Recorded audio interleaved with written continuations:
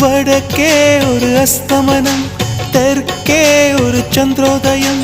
ஆகாயம் என்னோடு திசை மாறுதே.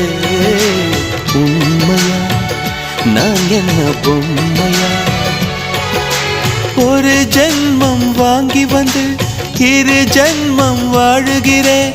இது என்ன கதை என்று விதி கேட்குதே. மாயமா என் கண்ணீர் மாறுமா?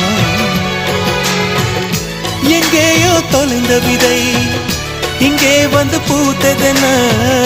முல்லைப்பூ என்றிருந்தேன், முள்ளோடு பாய்ந்ததென்ன. நான் ஓட நினைக்க நிழல் என்னை துரத்த. உயிர் தியக்கம் பயணம் என்ற திருப்பத்தில் முடிவது ஓய்ந்தது.